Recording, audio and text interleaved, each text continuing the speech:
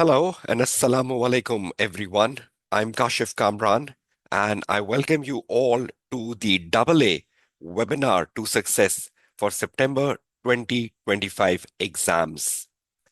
Today is the 10th of August, so technically we have another 3 weeks before the September 2025 exam begins. Now, ideally, what I believe is that this is a time when all the students are into the practice phase of their studies. They are into the revision phase of the studies. They are more indulged into practicing the past paper because that's the best thing you can do to gain confidence ahead of your double exams coming up. Now, in the webinar today, I'll be discussing the strategy for Section A and B, and I'll be discussing some solutions whereby you can boost your confidence over the next 20 days to excel in the upcoming double A exam. Let's open up the webinar. Three things on the agenda. Number one, the Section A, then the Section B, and then finally the strategy to success on the day of exam, which is the 1st of September when you have your exam paper.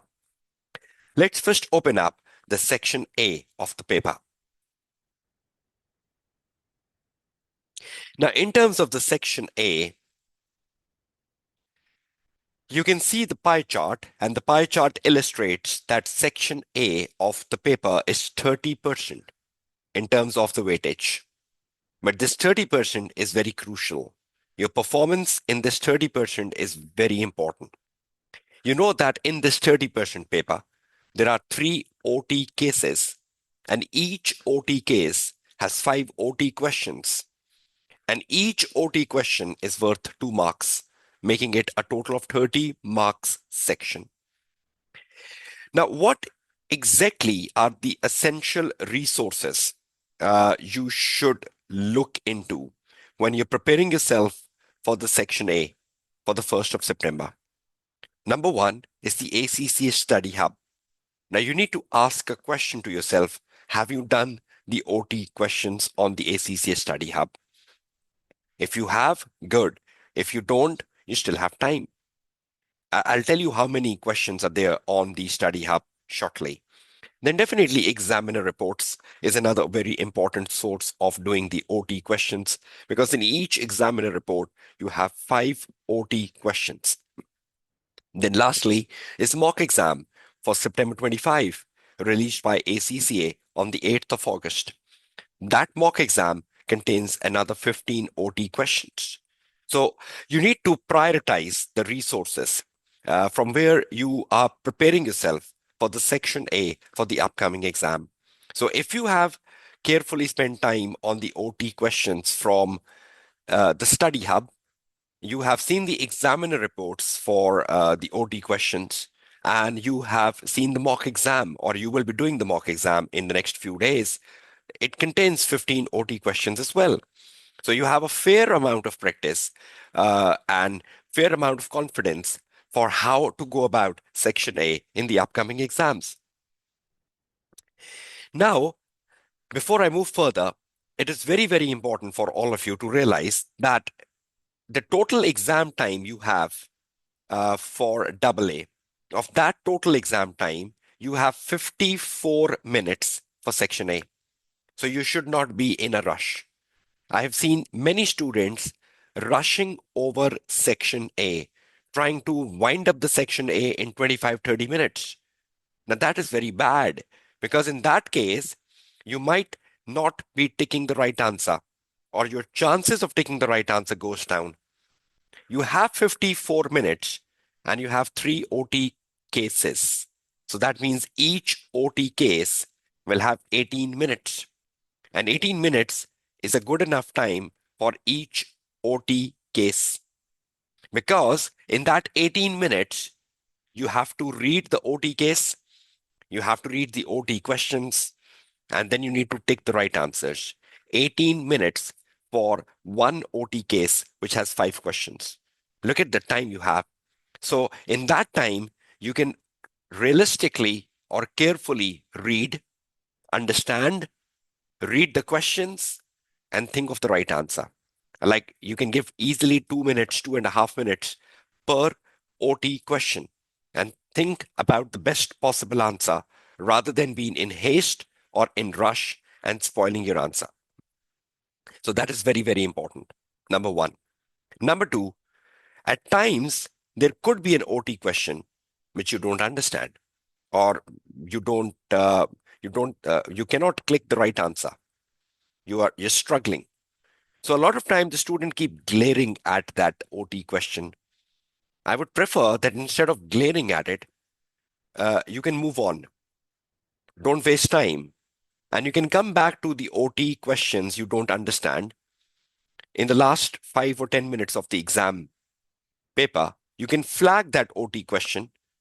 And in the last 10 minutes, you can come back to the section A and you can try to think of the best possible way or the best possible answer for that OT question because there is no negative marking.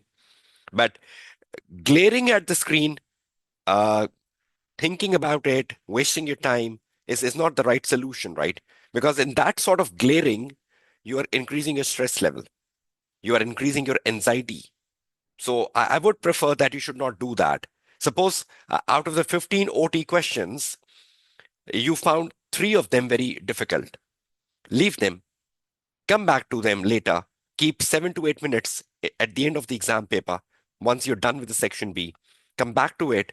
And the challenging OT questions, you can spend some time on them and try to think of the best possible answer. You might be lucky enough in taking up the right answers, or out of the three, you might get two correct or one correct. So that is better off. So I hope this sort of a strategy can be really beneficial for you when you go to the section A of the paper. But at the end of the day, it's a 30% paper. So the broader chunk of the marks will be coming from the section B, which to me is a more important section for you to perform and excel. And you can score very good marks from section B. So even though if you had some difficulties in section A, you can do better in section B and come stronger. So, first of all, you have plenty of time for section A, 54 minutes. So, don't be in a rush, don't be in a hurry. Have a careful reading, and with a careful reading, you will be able to pick in the right answer. I've already given you the resources from where you can find good amount of OT questions to practice over the next 20 days. And just let's take the breakdown. How many OT questions we can realistically find from the study hub, examiner reports, and the mock exam. 235 OT questions. That's amazing. And if you have not yet done it, you can still do it. You have 20 days, so roughly 10 OT questions a day, and you're done. That's not a bad bargain. There are 180 OT questions on the ACCA Study Hub, which are divided into 18 chapters. And that is a good amount of practice of every syllabus area from where OT questions can come in. And you might be lucky enough if some of them get repeated. Then in the examiner reports, starting from the latest examiner report, March, June 25, and you go backward to September, December 24, March, June 24, up to September, December 21 examiner report. So these are total 8 examiner reports on your screen, and each examiner report has 5 OT questions. That is another 40 OT questions you can do directly from the examiner report, from the section A of the examiner report.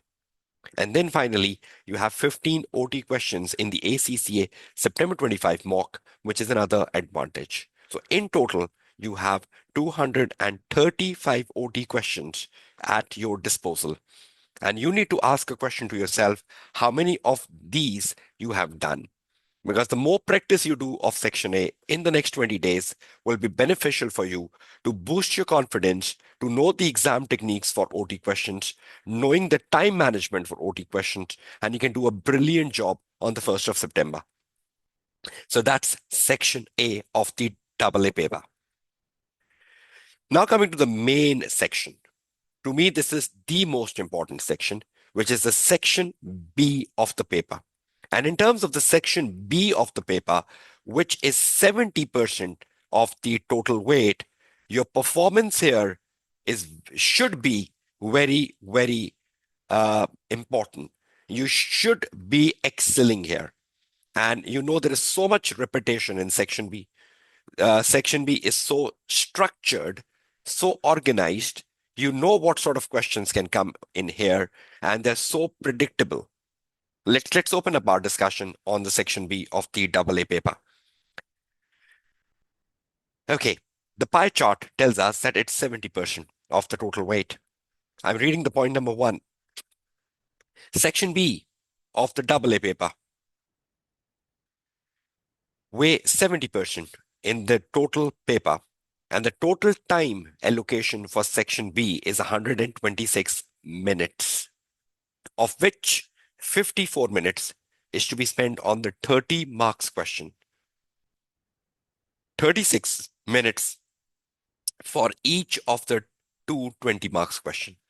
So 54 minutes to the 30 marks question and 36 minutes to each of the two 20 marks question. So you have a fair time.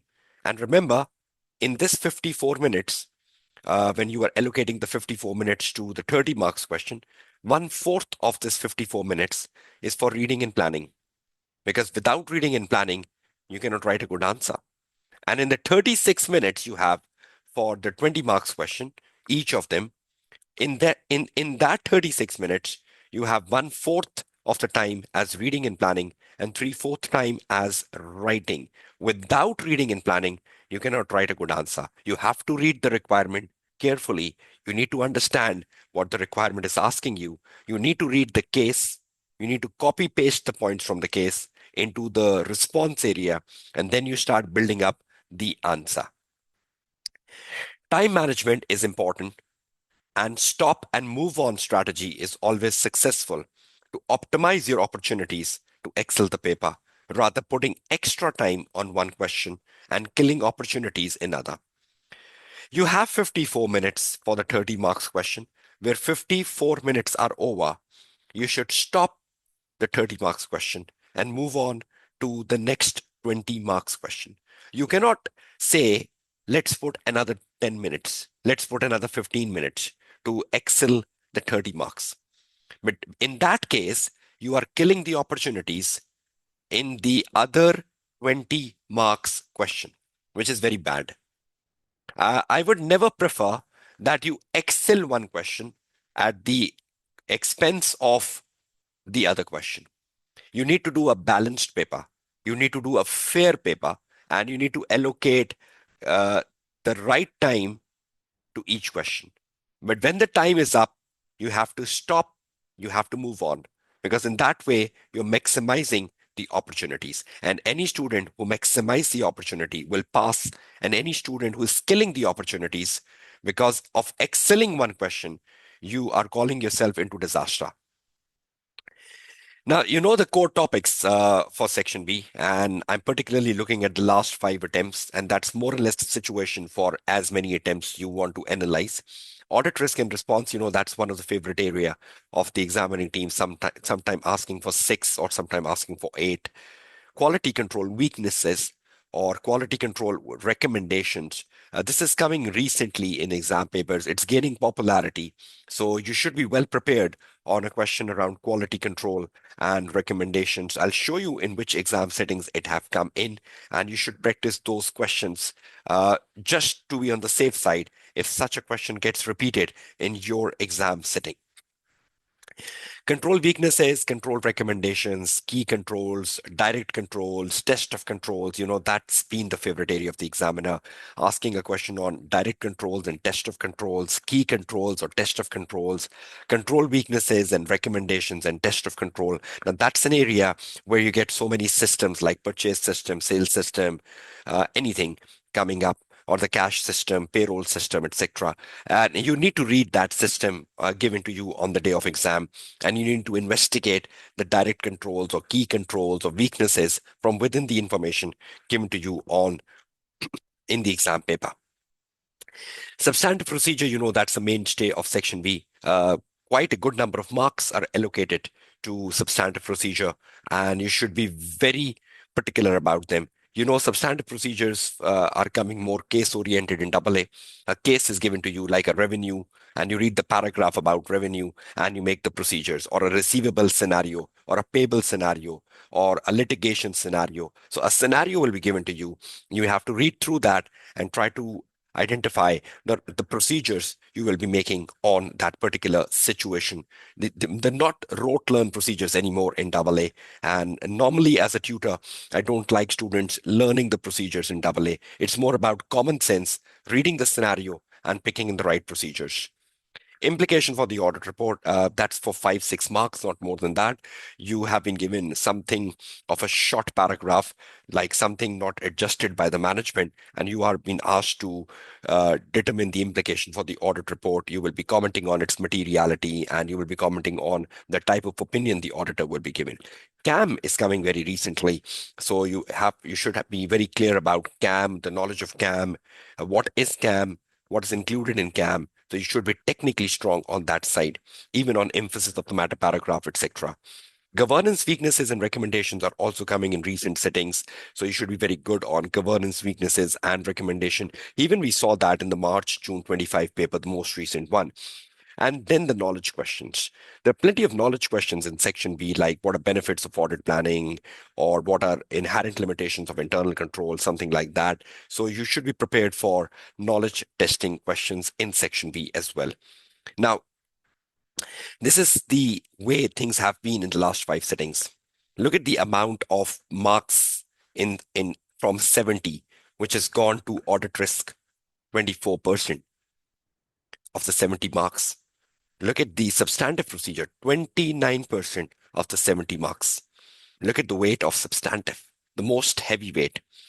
Then definitely the control area is control deficiencies is 16, direct control is 7, and the rest of the areas are minor. Yes, knowledge is 11, so knowledge is playing a crucial part as well.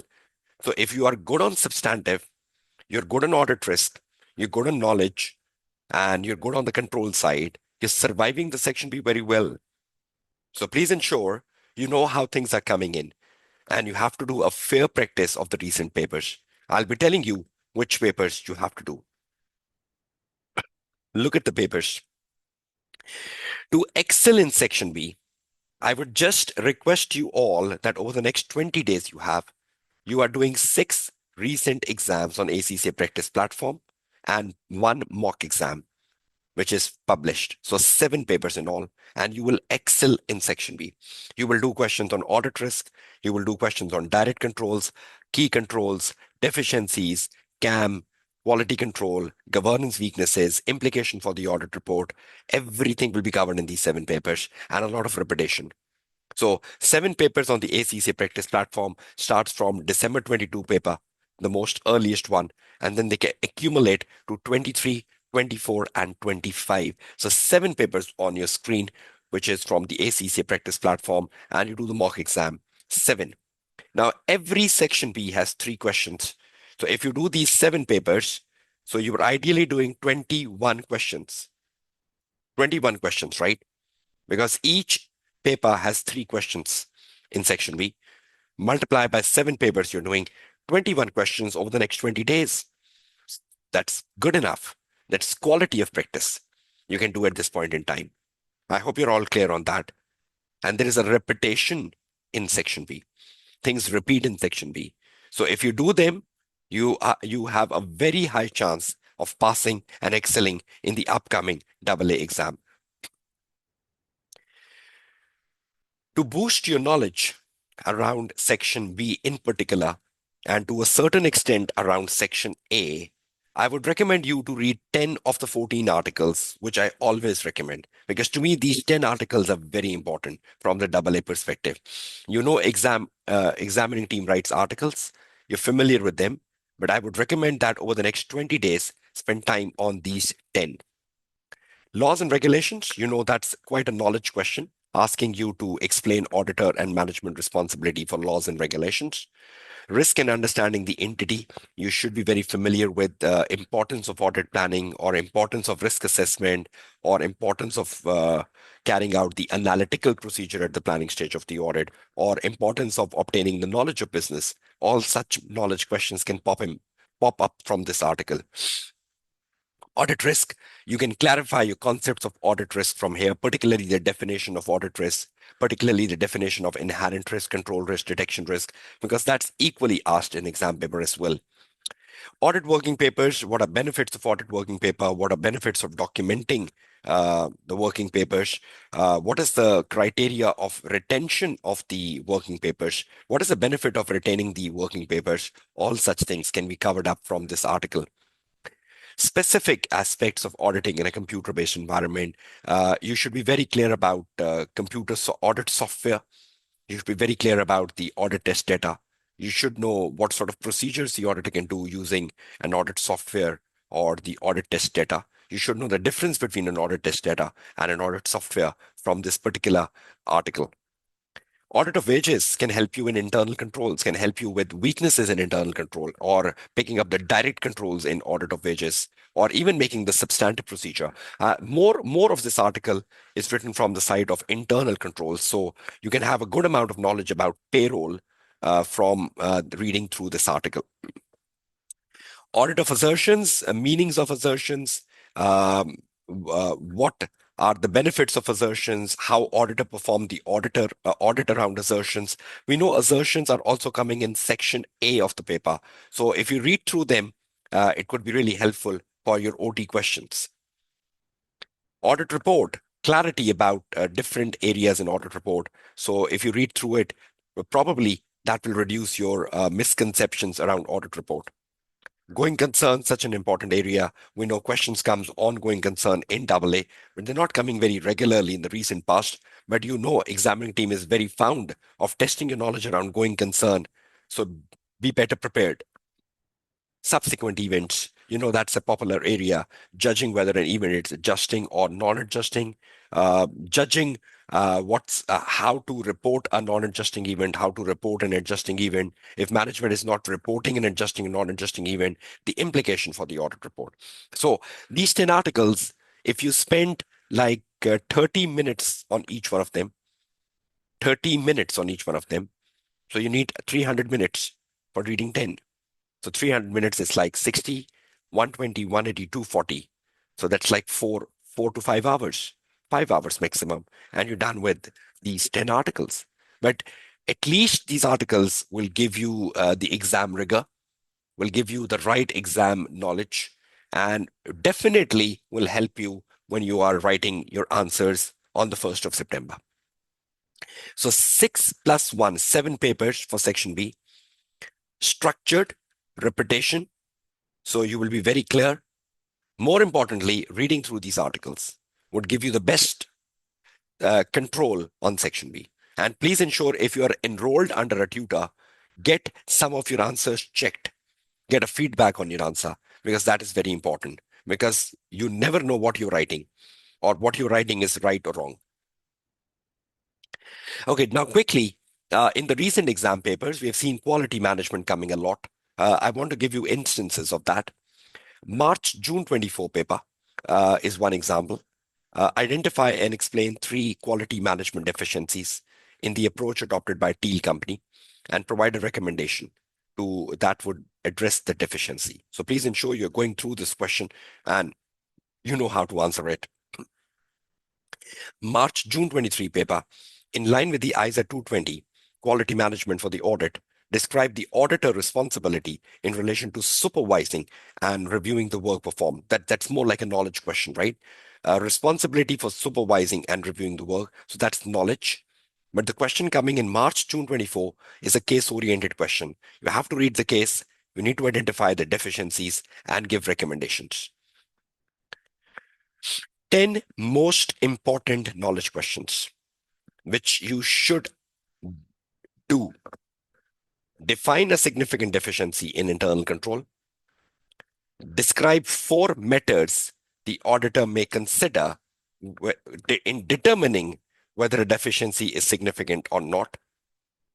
Describe the preconditions for an audit that a firm should have established prior to the start of the audit.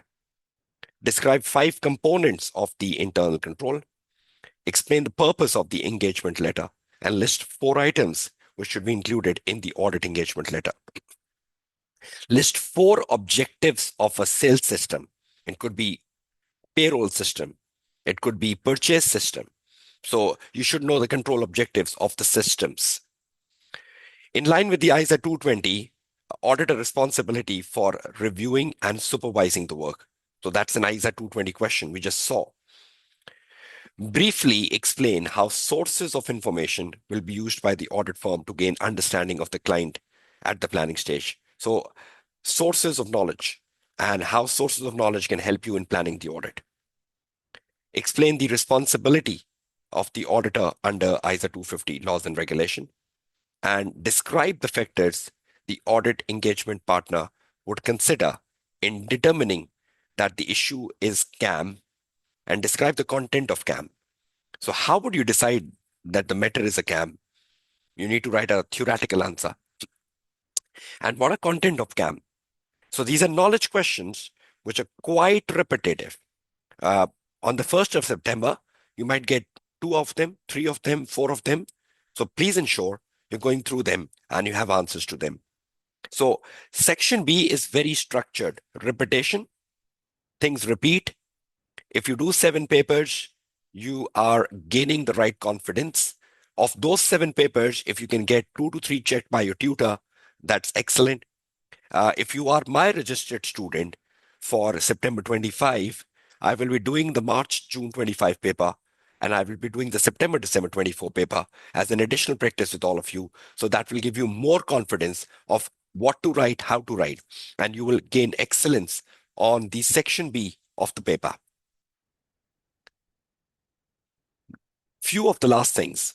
Examiner report. I would prefer that when you do a section B from like any paper, like September, December 24 paper, or March, June 25 paper, the recent ones, when you have done the section B and when you have written the answer for section B, read the examiner report and keep your answer with you, and keep a red pen and a green pen. Wherever you find a criticism of the examiner criticizing something, not happy with something, underline that in red. Wherever you find examiner happy with something, appreciating something, or uh, giving you an advice, underline that in green. And at the end of the examiner report, make a summary of the examiner criticism and examiner appreciation or advice. And read it. Read the summary. Absorb the summary. First of all, you will get to know the weaknesses you have done in your answer. You will learn those weaknesses. You will not repeat those weaknesses on the 1st of September. More importantly, that reading of the examiner report will be beneficial to boost up the quality of your answer you will be writing on the 1st of September. And that summary you have made, you can revise it again a day before the exam. And that summary will ensure that you are doing the best of the paper on the 1st of September. So I would recommend that you're reading 2 examiner reports. One is March, June 25, and one is September, December 24, with a red and blue analysis or a red and green analysis. Green is for good, blue is for good, red is for bad. And make a summary, absorb it, and try to implement that when you're doing more practice or on the 1st of September. Finally, exam strategy for the day of exam. Now you've all prepared for the big day. You've all preparing for the 1st of September. But on the 1st of September, if you crash, what will happen? So many students report me that we crashed on the 1st of September. We failed on the 1st of September because we were not emotionally stable. We were not calm. And that's the biggest problem. You need to keep yourself calm and compose on the 1st because you prepared for it. You have to take the right decisions. You need to look into what you know and what you don't know. You need to prioritize what you know, and what you don't know, do it later. But you cannot spoil what you know just by looking at what you don't know. So if you start looking at that the glass is half empty, you're wasting your exam sitting. But if you start looking at the glass is half full, you are getting success. So please ensure there might be things you don't know. There might be 7 to 8 marks, or in a worst case, there might be 15% of the paper, 1 5, which you don't know. But why are you spoiling, the remaining 85% of the paper? You can excel from 85%. You can have brilliance from 85% of the paper. So any student who keeps stability, emotional stability, who keeps calmness, who takes wise decisions, who look into the opportunities, who look into what you know and what you don't know, do it later. Keep some time at the end of the exam. What you don't know, at least write something. There is no negative marking. But at least write something means that from the 10 marks you don't know, you might get 1, 2. That is good. At least it's better than 0. So look at the point number 2, attack on opportunities. Do the paper you know first. Look at the point number 3, give desired time to each question and move on. So if you have 54 minutes for a 30 marks question, where 54 minutes end, move on. Because you cannot kill the opportunities by excelling one question. And number 4 is calm and compose. Number 1, reading, planning. A lot of time I've seen students, they're in a hurry to write. They're not reading the requirement well. They're not understanding the requirement. They're not copy pasting the points from the scenario into the word processor, into the response area. For example, you're reading the audit risk. You're picking the audit risk, copy pasting the audit risk in the response area. And then you explain why it's an audit risk. Then you explain what is under and overstated. But you need to be clever in copy pasting the sentence where you think there is a risk. And that is very important because later that copy paste will convert to an audit risk. You will explain why it is an audit risk. You will tell what is under and overstated. So your reading and planning time, the copy pasting and reading and planning time, the understanding of the requirement will also play a very crucial part in your exam success. 1/4 of the total exam time is for reading and planning. And in every question you do in section B, 1/4 of the time is for reading and planning. So this is my exam strategy for the day of exam. Keeping yourself calm, composed, taking wise decisions, not spoiling your big day. You all prepared for it. So I wish you all the best of luck and the best of success for the 1st of September. And stay tuned as I do many more sessions for you coming your way in the next 5 to 6 days. Particularly if you are my registered student, many more sessions coming your way.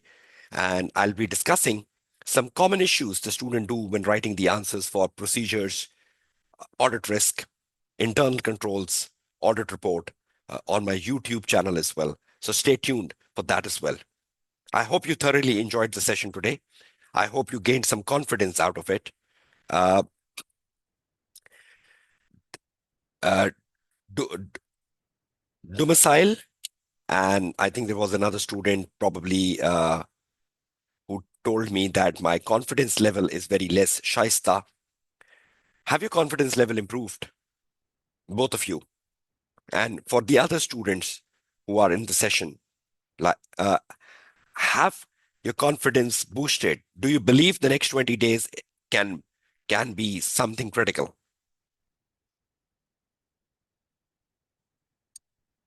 So, domicile and Shaista, do you see your confidence level going up to 100% in the next 10 days by having a structured approach to section A and B?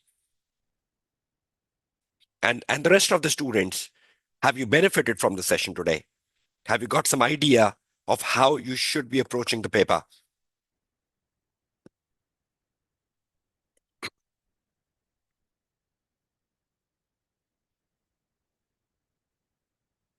Okay, so I wish you all the very best of luck. This session will get uploaded on the YouTube. I'll be sharing on the WhatsApp group.